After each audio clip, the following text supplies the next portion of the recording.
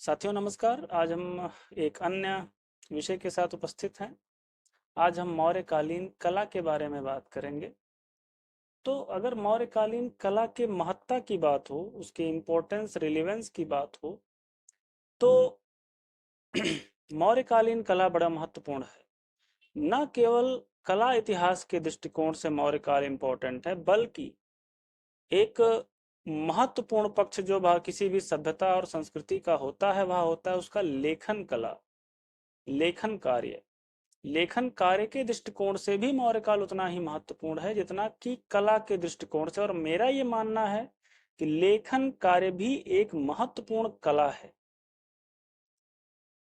हमें अच्छी तरह याद है कि बचपन में सुलेख प्रतियोगिता होती थी, क्योंकि मैं विशुद्ध रूप से सरकारी स्कूल में पढ़ा हुआ व्यक्ति, प्राइमरी में, फिर जूनियर हाई स्कूल में, उसके बाद फिर इंटरमीडिएट कॉलेज में।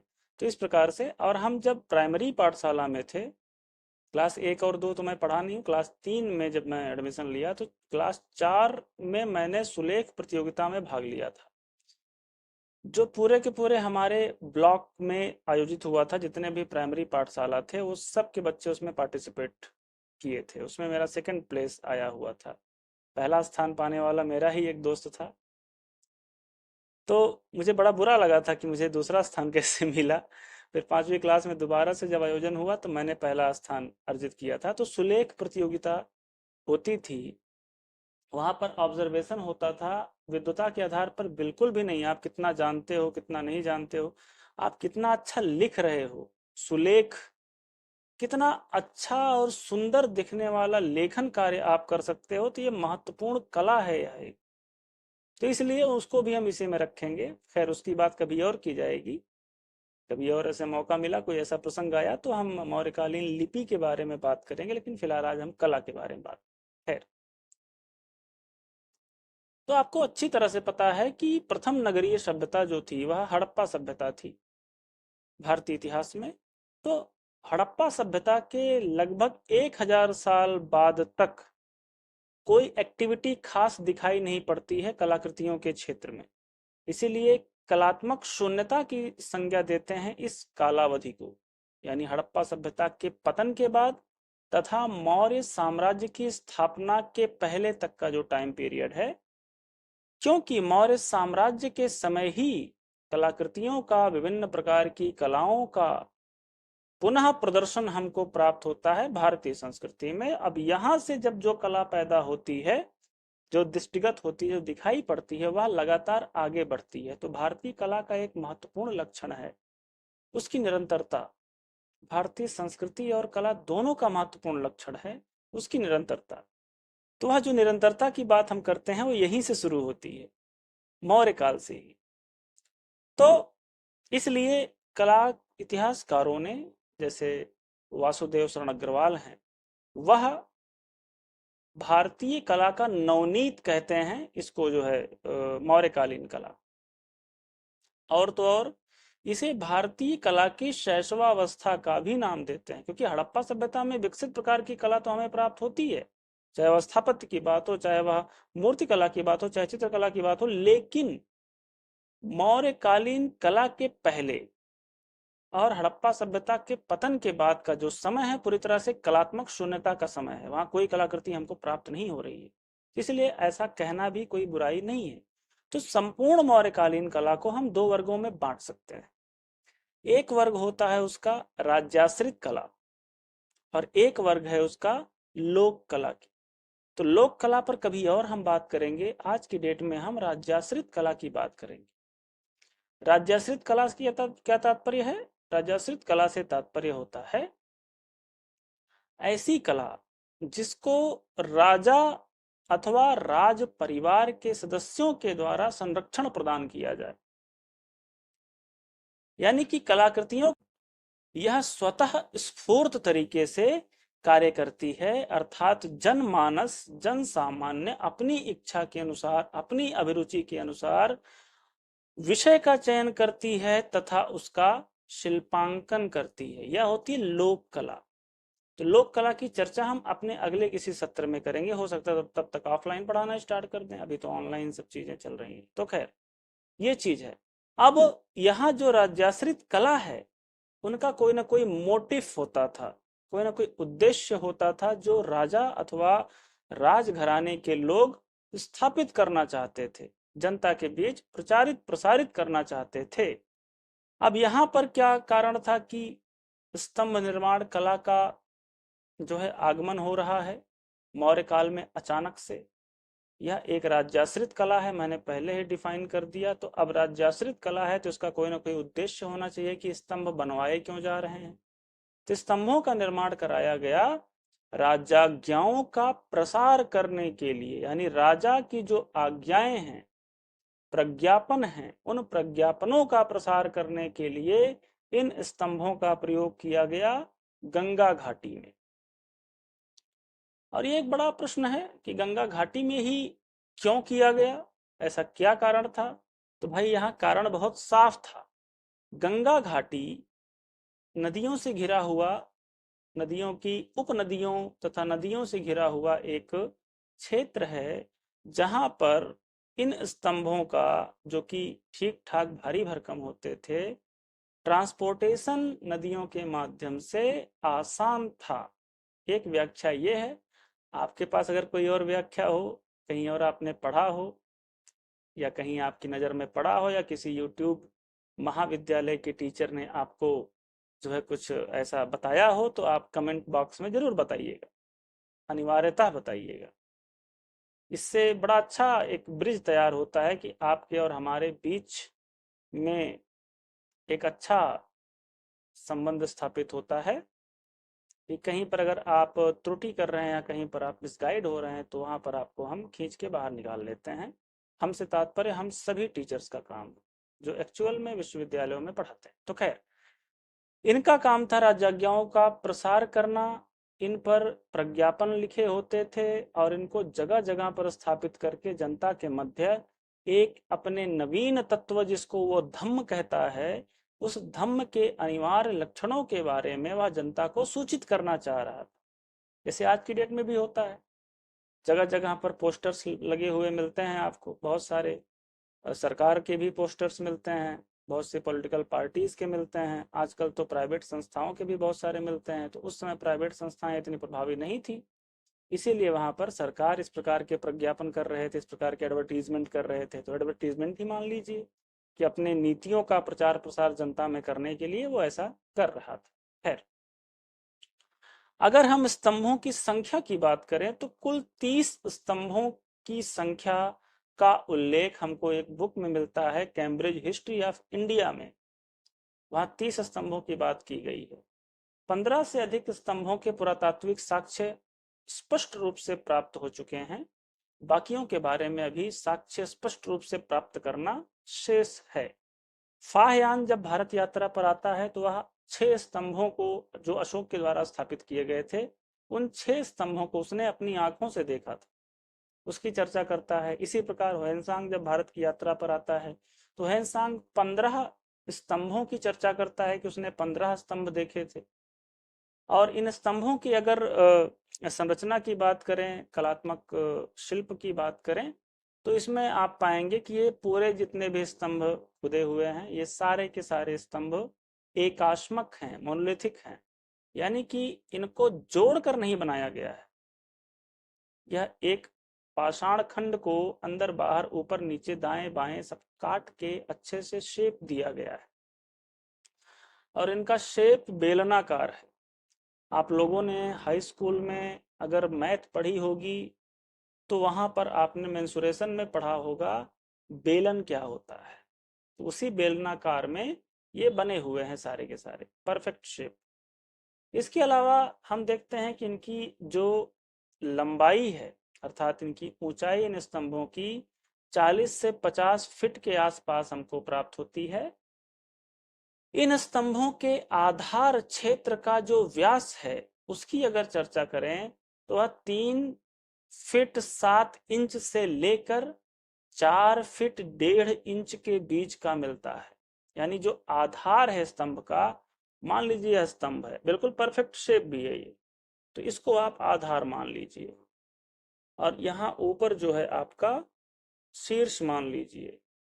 तो स्तंभ ऐसे ही नीचे से ऊपर पतला होता गया है। तो नीचे का जो व्यास है वह ज्यादा होगा, ऊपर का व्यास कम होगा। और ये जो मुट्ठी हमारी है, इसको मान लीजिए कि यह जो है पशु शीर्ष है, यानी कि पशु बैठा हुआ। तो इस प्रकार का आकार है कि नीचे से ऊपर पतला होता गया है। इसके अलावा जो इसका शीर्ष है उसका व्यास अगर प्राप्त करेंगे आप, तो 1 फीट 6 इंच से लेकर 2 फीट 11 इंच तक का है, यानी कि 1.5 इंच से लेकर 3 इंच स्तंभ के आकार प्रकार के हिसाब से यह वेरिएट करता है, 1.5 से 3 के आसपास। वजन मैंने बताया ही 50 टन के आसपास का वजन है। और इसका जो निर्माण सामग्री है, जो रॉ मटेरियल है इसके बनाने का, वह है चुनार का बलुआ पत्थर। आपने चुनार का नाम सुना होगा, चुर्क का नाम सुना होगा। यहाँ पर फाइन रेड सैंडस्टोन प्राप्त होते हैं आप। यह हमारे बगल के मिर्जापुर में जो है प्राप्त होता है प्राकृतिक रूप से। तो वही चुनार का ही यह बलुआ पत्थर है जो इसमें इस्तेमाल किया गया है। मिर्जापुर सिर्फ वेब सीरीज के कारण ही नहीं विख्यात है, बहुत सारे उसके ऐतिहासिक महत्व भी हैं। अगर मिर्जापुर में से आप में से कोई ऑडियंस जुड़ा होगा हमारी क्लास का, तो मिर्जापुर के बारे में और बताना चाहे तो कमेंट बॉक्स में बता सकता है। और मैं कमेंट पढ़ता जरूर हूँ, भले हमको थोड़ा डिले हो जाए, लेट हो जाए, लेकिन पढ़ता जरूर। तो खैर, तो ये सारा रहा। इसमें जो धम्म लिपि उत्कीर्ण वाले स्तंभ हैं उनकी चर्चा कर देते हैं। आप लोग इसको चाहें तो नोट डाउन कर लीजिए। इसमें आपको मिलता है दिल्ली मेरठ, दिल्ली टोपरा। ये जो मैं 2 बार उल्लेख कर रहा हूँ, इसका मतलब है कि एक जगह से ले जाकर दूसरी जगह स्थापित किया गया है। दिल्ली मेरठ, दिल्ली टोपरा, लौरिया, नंदनगढ़, सांची, कौशाम्बी तथा कौशाम्बी प्रयाग। कौशाम्बी का अलग है, कौशाम्बी प्रयाग में अलग बात कर रहा हूँ, क्योंकि कौशाम्बी से लाकर प्रयाग में स्थापित किया गया है आपके अकबर के किले में। मुगल काल में कौशाम्बी से उसको नदी के माध्यम से लाकर किले में स्थापित किया गया है। सेकेंड ईयर वाले अगर जुड़े होंगे कोई पढ़ने वाले, आप लोग तो खुद सेकेंड ईयर से होके आए हैं, तो आप लोगों ने प्रयाग प्रशस्ति अभिलेख का नाम सुना है। ये अशोक के द्वारा ही निर्गत कराया गया था मूलतः। कालांतर में समुद्रगुप्त ने उस पर अपनी विजयों का अंकन करवाया था।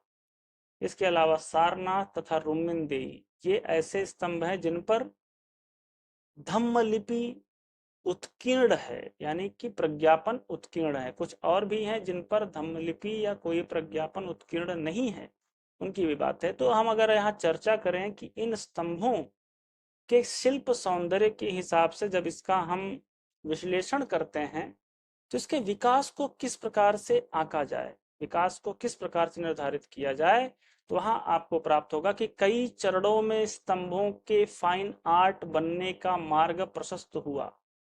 फॉर एग्जाम्पल, जो पहला चरण था उसके अंतर्गत हमने बसाड़ बखिरा को रखा हुआ है। बसाड़ बखिरा का सिंह शीर्षक स्तंभ अशोक के द्वारा खुदवाए गए समस्त स्तंभों में सबसे प्राचीनतम माना गया है। इसमें अत्यंत कलात्मक त्रुटियां हैं, लेकिन वह त्रुटियां तभी समझ में आएंगी जब आप फाइन आर्ट देख चुके हो, अर्थात आप सारनाथ का सिंह शीर्षक स्तंभ देख चुके हो, तभी आपको त्रुटियां नजर आएंगी। जब आप देखेंगे इसको तो अत्यंत भारी है, इसका जो वजन है काफी ज्यादा है, आवश्यकता से अधिक, अनुपात से अधिक मोटाई है। और वह जो एक रिदम मैंने बताया था कि नीचे से ऊपर पतला होता गया है, वो अचानक से पतला हो गया, यानी कि नीचे अचानक मोटा है, ऊपर अचानक पतला। तो एक रिदम जो होता है, जैसे अगर आप राहत फतेह अली खां को सुन रहे हैं या नुसरत फतेह अली खां को सुन रहे हैं, तो उनका एक रिदम है। अचानक से बहुत तेज या अचानक से बहुत धीमा नहीं करेंगे वो, मतलब एक रिदम में चलेंगे। या आतिफ असलम की बात करेंगे तो वो भी बहुत धीमा नहीं चलेंगे, मतलब या तो धीमा धीमा चलेंगे या ऊपर तेज तेज चलेंगे, अगर जैसी मांग है, जैसी डिमांड है टोन की। इसी प्रकार से जो अच्छे सिंगर्स हैं, जैसे कुमार सानू हुए, या जो है आपके अरिजीत सिंह हुए, या जो है सोनू निगम हुए, उदित नारायण जी हुए, ये सब गाएंगे तो एक रिदम में गाएंगे, यानी अचानक से तेज अचानक से धीमा नहीं करेंगे। लेकिन अगर अचानक से गाना कोई चल रहा है सैड सॉन्ग, और अचानक से उसमें क्या हो गया, एड ऑन हो गया पार्टी रॉक पॉप म्यूजिक तो दिक्कत हो जाएगी ना, हालांकि आजकल लोग मिक्स कर लें, मजा नहीं आता है उसमें।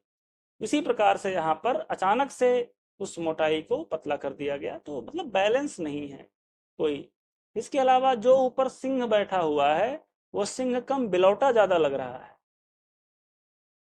बिलौटा, बिलौटा जानते हैं ना? तो हाँ, अगर जानते हो तो ना जानते हो तो आप कमेंट कर सकते हैं, बाकी भाई लोग आपकी मदद कर देंगे। बिलौटे की तरह बैठाया गया, यानी कि बिल्ले की तरह बैठाया गया है, यानी सिंह लग नहीं रहा है वो शक्ल से, उसके साथ समस्या है। दुबका हुआ दिखाया गया, यानी डरा हुआ, भयाक्रांत, दुबका हुआ, जैसे दुबकने मतलब जानते ही होंगे आप लोग, इतना तो बताने की आवश्यकता नहीं है। ऐसा दिखाया गया है, भौड़ी शक्ल है उसकी। इसके अलावा जो कलाकार की अनुभवहीनता है, वह पद्मकोश के शिल्पांकन में दिख रहा है साफ साफ। पशु शीर्ष दिख रहा है साफ साफ कि वो समस्या है उसमें। अंड का भाग भी विकसित नहीं है। तो यानी कि यह एक प्रयोग के तौर पर, कोई भी चीज जब शुरुआत होगी तो ऐसे ही होगी। याद करिए, आपने जब लिखना शुरू किया होगा तो आप कौन कौन से जानवरों की टांगे बनाते रहे होंगे, कौन कौन सी चिड़ियों की टांग बनाते रहे होंगे। गोल तक नहीं बना पाते होंगे शुरुआत में, है ना? गोल की जगह पर चौकोर बनाए जा रहे हैं। अंड की आकृति, अंडा की आकृति बनाए जा रहे हैं, तो विशुद्ध गोल भी नहीं बना पाते थे, लेकिन आज की डेट में आप लिख पाते हैं। तो ऐसे ही उनका भी एक कलात्मक प्रयोग था। वो पहला प्रयोग ऐसे ही होता है। तो दूसरे स्तर पे हम रखते हैं शंकाश्य का गज शीर्षक स्तंभ।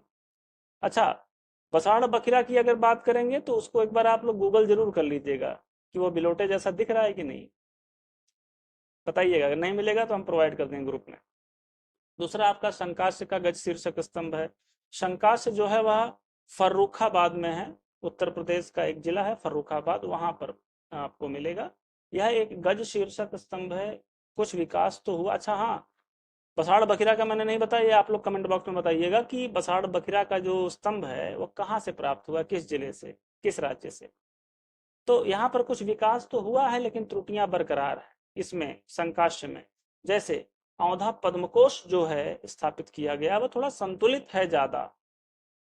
अंड बेहतर आकृति में है, लेकिन हाथी की सूंड गायब है, पशु की सूंड का विकास नहीं किया गया है। दूसरी बात, जो पशु को बैठाया गया वो भी असंतुलित मात्रा में बैठाया, मुद्रा में बैठाया गया है। इसलिए कुछ विकास तो हुआ, लेकिन पूरी तरह से विकसित नहीं माना जा सकता। इसको तीसरे पार्ट में रखेंगे हम, लौरिया नंदन गढ़ का सिंह शीर्षक स्तंभ। यह स्तंभ ठीक ठाक है, मतलब जो सुधार किया गया था उस सुधार को बरकरार रखा गया, लेकिन कोई इंप्रूवमेंट नहीं आया, यानी कि एज इट इज इसको जो है छोड़ा गया है। अगला जो आपका आता है वह रामपुरवा का वृषभ शीर्षक स्तंभ। रामपुरवा का वृषभ शीर्षक स्तंभ, यह एक विकसित शिल्प का उदाहरण है। और तो और इसके बारे में इतनी चर्चा की जानी चाहिए कि कुछ कला इतिहासकार इसको सारनाथ के उस सर्वाधिक विकसित स्तंभ से भी ज्यादा लालित्यपूर्ण मानते हैं। रामपुरवा का जो वृषभ शीर्षक स्तंभ है, यह चंपारण बिहार में है। चंपारण का नाम सुना ही होगा।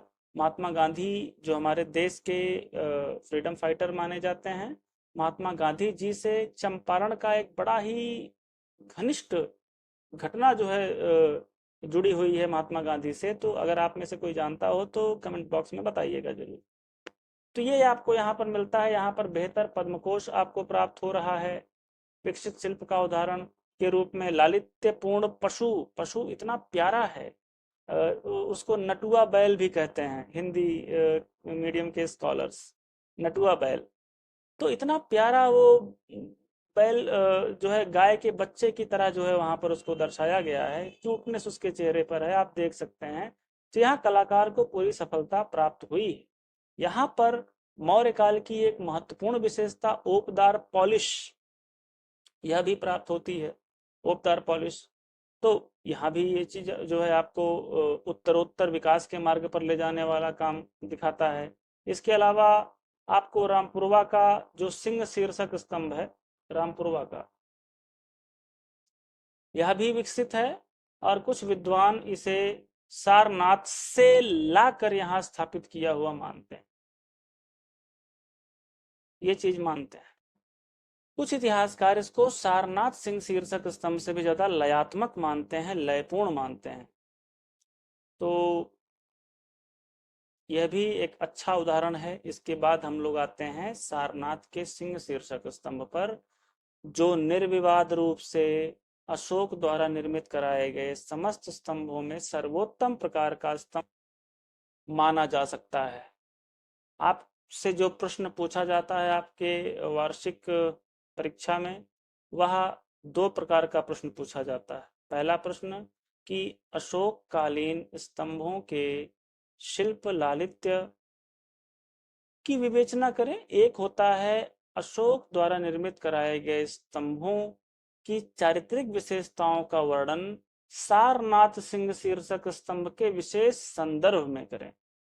तो ये दोनों ही प्रश्न आपको अच्छे से पढ़ना है और पढ़ने के बाद उसका उत्तर देना है। जो पहला प्रश्न है उसमें आपको जो विभिन्न स्तंभ हैं जो हाईलाइटेड, जिनको मैंने अभी मैं हाईलाइट किया यहाँ पर, उन सब की चर्चा करते हुए लाकर सारनाथ सिंह शीर्षक स्तंभ पे उसको कंप्लीट करना है।